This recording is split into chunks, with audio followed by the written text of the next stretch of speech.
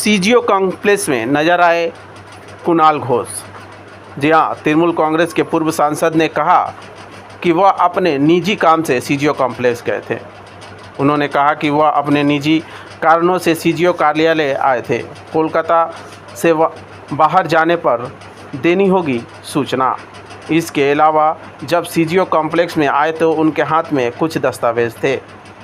उत्तर संदर्भ में medical college अस्पताल के जूनियर डॉक्टर व पूर्व से संपर्क किया।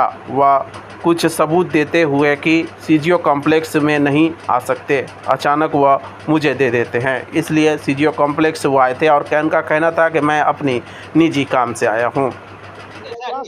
मैं खुद अपने काम पे, हमारा एक इंटीमेशन वाला काम है, वो रूटीन है वहाँ पर, और थोड़ा जो डॉक्टर्स हमसे कम्युनिकेट किया है तो कुछ डॉक्यूमेंट्स, कुछ नोट्स, कुछ इंफॉर्मेशंस वो सीबीआई का देना चाहते हैं, लेकिन उनका कोई एक्सेस नहीं है।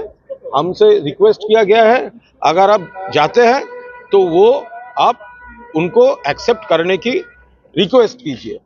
अगर उसको ये कोई काम का चीज होगा तो वो डॉक्टर लोग कोऑपरेट करने के लिए प्रिपेयर्ड है। आई डोंट नो वो लोग एक्सेप्ट करेंगे या नहीं करेंगे।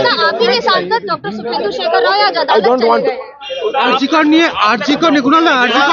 ভাবে বলছি, আমি বেসিক্যালি এসেছি আমার একদম নিজস্ব দরকারে, কারণ আমার কলকাতার বাইরে গেলে একটা ইন্টিমেশন দিতে হয়, ফলে আমার ইন্টিমেশন লিস্ট নিয়ে আমার এখানে আসা। কিন্তু তার পাশাপাশি আরজি করের কিছু জুনিয়র ডাক্তার প্রাক্তনী তারা কয়েকদিন আগে থেকে কিছু যোগাযোগ করেছিলেন। তারা কিছু বিষয় ঊর্ধ্বতন কর্তৃপক্ষের দৃষ্টি আকর্ষণ করতে চাইছিলেন। আমি তাদের জিজ্ঞাসা করেছিলাম আমার কাছে কেন।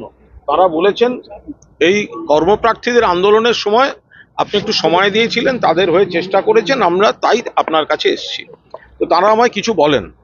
আরজি কর হাসপাতালের প্রতি আমার একটা দুর্বলতা আছে। আমার বাবা মা দুজনেই সেখানে মেডিকেল স্টুডেন্ট ছিলেন। আমার জন্ম আরজি করে, আমার ঠাকুর দাদার চেম্বার এবং ওষুধের দোকান আরজি করের গায়ে ছিল।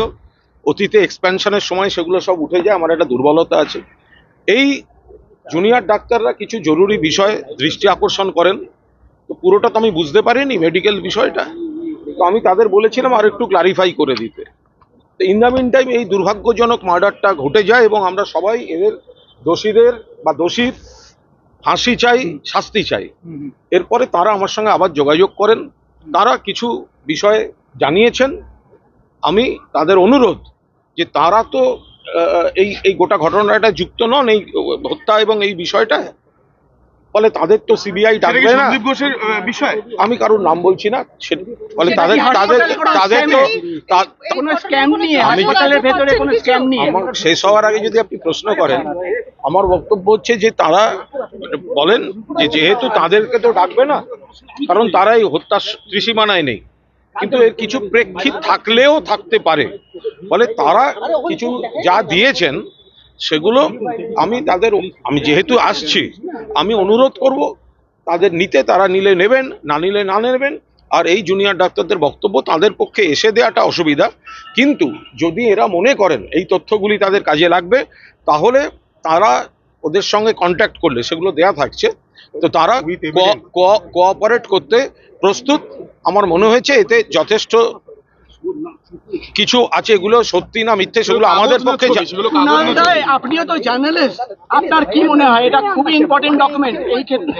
আমি তো এটার সত্যাসত্য কোনো চেক করিনি, তারা যা দিয়েছেন এবং সেই ছেলে মেয়েগুলির যা আবেগ লজিকের, যারা প্রতিবাদী, যারা এই ঘটনার নিন্দা করছেন, যারা এই কোথাও কোনো গাফিলতি থাকলে সেটা চিহ্নিত করছেন, নিশ্চিতভাবে সেগুলো তো, ফলে আমি যদি তারা নিতে চান দিয়ে যাব, না নিতে চাইলে নেবেন না। কলকাতা আমার হাতে না, তার কারণ হচ্ছে এটা যদি কলকাতা পুলিশের হাতে থাকতো তাহলে ওরা নিশ্চয়ই আমায় অনুরোধ করতেন কলকাতা পুলিশের হাতেই দিন, কিন্তু যেহেতু তদন্তটা শিফট হয়ে সেন্ট্রাল এজেন্সিতে চলে এসেছে, তাই তারা বলছেন আমরা তো এইভাবে গিয়ে সিজিওতে দিতে পারবো না, আপনাদের যাতায়াত থাকে, যদি হয়, যদি তারা নেন তাহলে একটু দয়া করে দিয়ে দেবেন। প্রথমের দিকে তো কলকাতা পুলিশ তদন্ত করেছে, তখন দেননি কেন কলকাতা পুলিশ? আমি তো বলতে পারবো না।